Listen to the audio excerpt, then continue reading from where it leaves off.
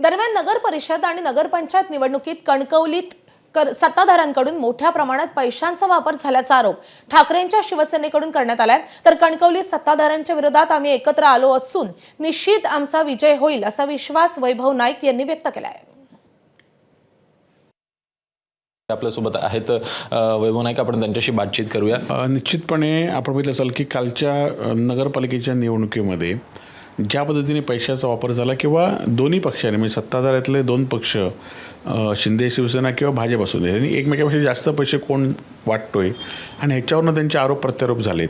परंतु हेच लोकसभा आणि विधानसभा निवडणुकीमध्ये एकत्र पैसे वाटत होते आणि ते त्यांनी काल उघड केलं आहे। परंतु मला खात्री आहे की आम्ही ज्या पद्धतीने मेहनत घेतली, ज्या पद्धतीने लोक आमच्यावर आहेत, लोकांनी यांच्या दोन्हीचा गेल्या वर्षभराचा कारभार बघितला आहे आणि या जिल्ह्यातील 4 पैकी 2 नगरपालिकामध्ये निश्चितपणे आमचा विजय होईल याची मला खात्री आहे। खरं तर कणकवलीतल्या सध्याच्या कारभाराविरोधात किंवा सत्ताधाऱ्यांच्या कारभाराच्या विरोधात एक लोकांमध्ये असंतोष होता आणि ते सगळ्या पक्षाच्या लोकांनी एकत्र असं लोकांची मागणी होती।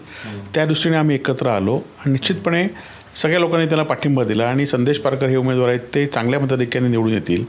खरं तर ज्या पद्धतीने लोकसभा आणि विधानसभा निवडणुकीमध्ये भाजपला ह्यांची गरज होती किंवा शिंदे यांची, त्यामुळे ते एकत्र आलेत। परंतु आता कार्यकर्त्यांच्या निवडणुकीमध्ये ते आता पैसे कोण जास्त देईल ह्याच्यावर निवडणूक जिंकण्याचा प्रयत्न करत आहेत।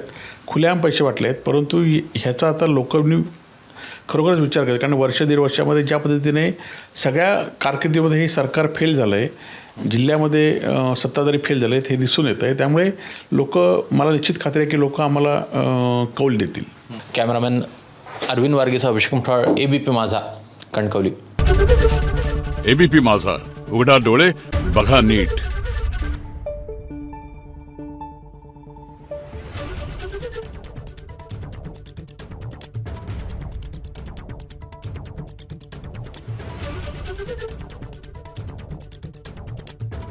Thank you.